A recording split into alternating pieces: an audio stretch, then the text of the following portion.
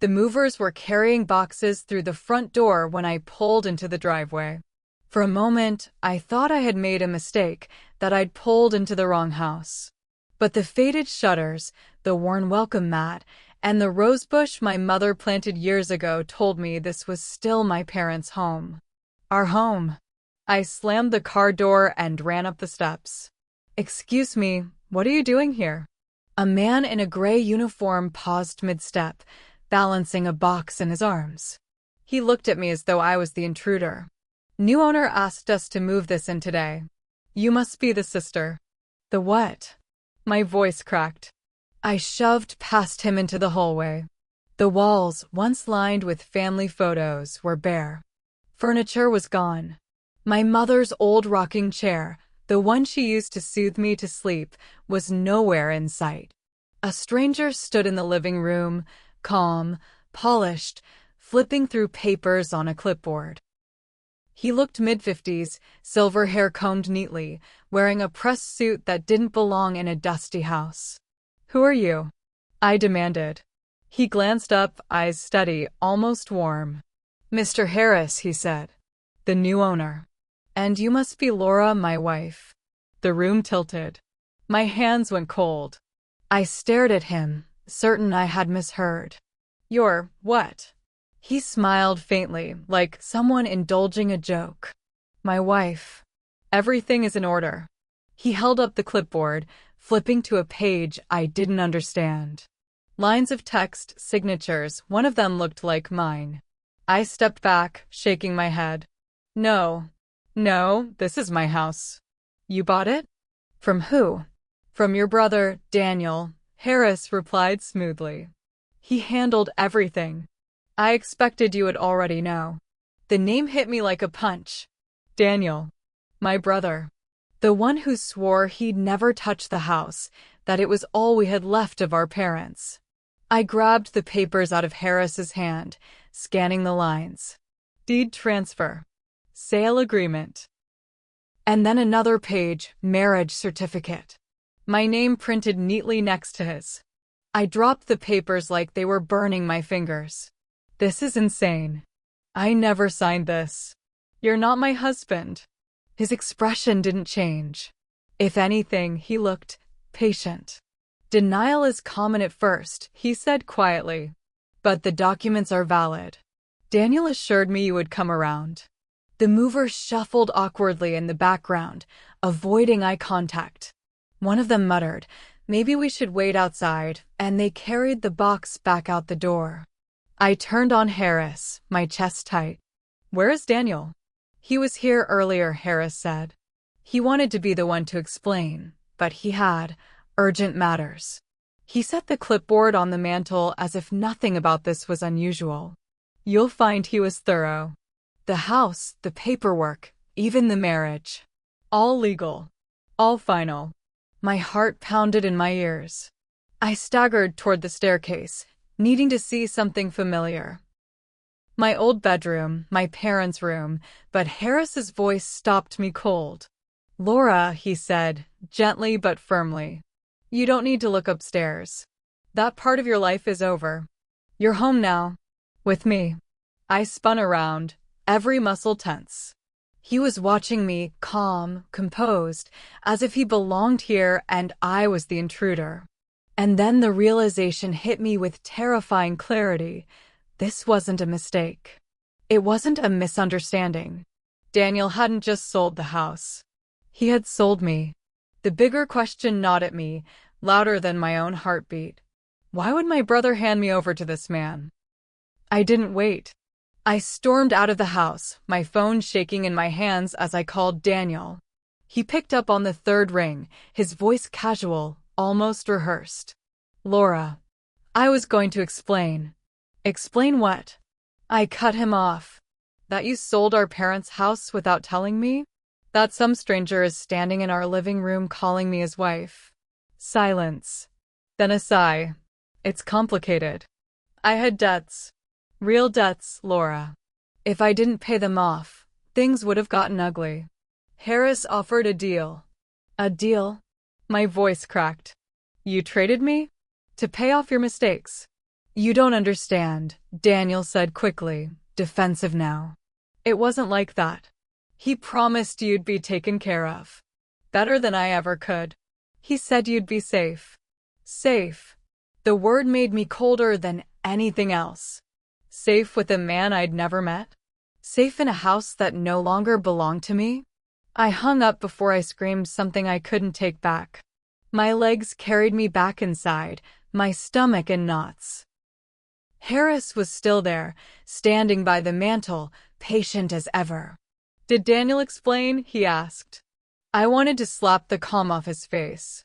Instead, I managed. You can't just forge a marriage. That's a crime. He tilted his head. Forge? No.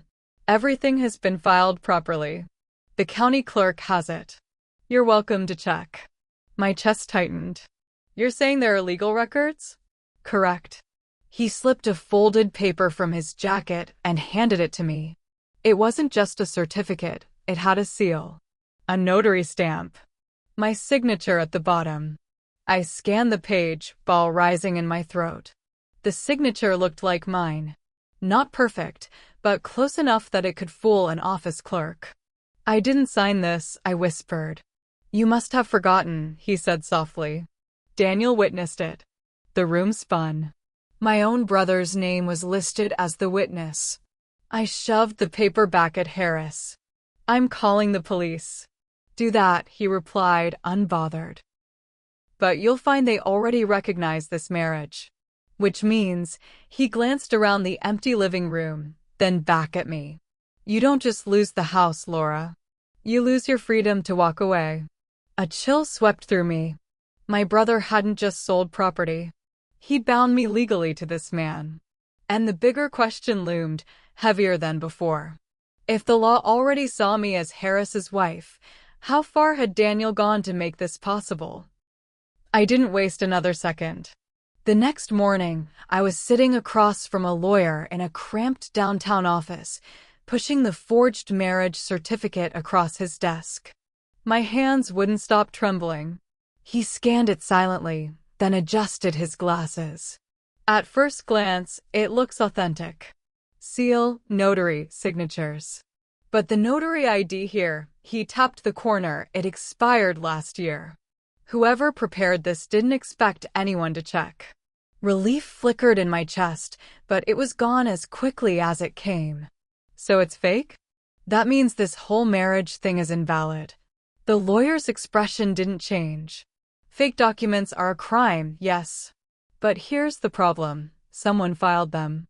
Which means, until proven otherwise, the county records list you as legally married to Mr. Harris. Undoing that isn't simple. And since your brother's signature is on here as witness, he leaned back, eyes narrowing. He may have been more involved than you think. I left the office with a knot in my stomach. It wasn't just carelessness. Daniel hadn't made a mistake, he had helped build this. When I confronted him that evening, he didn't deny it. His voice was sharp, defensive. Do you think I had a choice? They came after me, Laura. Harris said if I didn't give him something valuable, he'd ruin me. You don't know what he's capable of. Valuable? I choked on the word.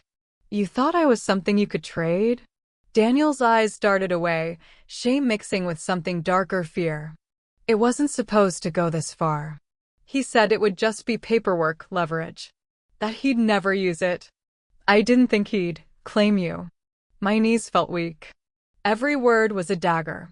You sold me like property. He grabbed my arm, desperate. I saved myself. And you'll be fine, he'll treat you better than I ever could. I ripped my arm free, disgust turning in my chest. My own brother had looked at me and seen currency. I thought that was the worst of it. Until later that night, when an envelope appeared under my door. No return address. Inside was a single sheet of paper. A property contract. Another deed. But this one didn't just have my name on it. It had my signature and Harris listed not as buyer, but as joint owner. I sank into the chair, the paper shaking in my hands. He wasn't just claiming me as his wife. He was tying my name to every part of his world. And the bigger question clawed at my mind. If Harris already had more contracts with my forged signature, how many other things had he made me agree to? Court was supposed to be the end. The lawyer assured me the forged notary, the altered contracts, and the video evidence of Daniel's meetings with Harris would be enough to shred their case. I wanted to believe him. Inside the courtroom, Harris looked unshaken, sitting tall in his suit, hands folded neatly on the table. Daniel, on the other hand, looked like a wreck, sweating, avoiding my eyes, his tie crooked. When the judge entered, I felt my heartbeat in my throat. Our lawyer presented everything: the expired notary ID, the forged marriage certificate, the property deed with my faked signature. The judge's face hardened as the evidence piled up. Finally, she turned to Harris. These documents are fraudulent. The sale and alleged marriage are invalid. Custody of the property and personal rights revert to Ms. Carter. Mr. Harris, you are under investigation for forgery and fraud. Mr. Carter, she glanced at Daniel, your role will also be examined. I nearly collapsed from relief. For the first time in weeks, I could breathe. The house was mine again. My freedom was mine again. Harris would finally pay. But as the bailiffs moved toward him, Harris smiled. Calm, patient, like he'd been expecting this. He leaned close as they cuffed him and whispered just loud enough for me to hear. You should check the bank, Laura. It's not just papers. You already own what I own. The words froze me in place. That evening, after the verdict, I went straight to the bank. The clerk typed my name, frowning, then disappeared into the back. She returned with a stack of folders. These accounts are all under your authorization, she said. Joint ownership with Mr. Harris. I flipped through the pages, my pulse quickening. Business loans. Property acquisitions. Transactions I'd never made, all signed with my name. My forged name. One folder slipped open and a photograph fell out. A construction site. Beneath it, typed neatly, New Carter Harris Development. My hand shook. He hadn't just tied me to a house. Or a marriage. He'd tied me to an empire. An empire built in both our names. I stumbled out of the bank, the evening air heavy around me. Yes, I had won in court. Yes, I had taken my life back. But Harris's final words rang in my ears, impossible to ignore. Because the bigger truth was undeniable. This fight wasn't over. It had only just begun.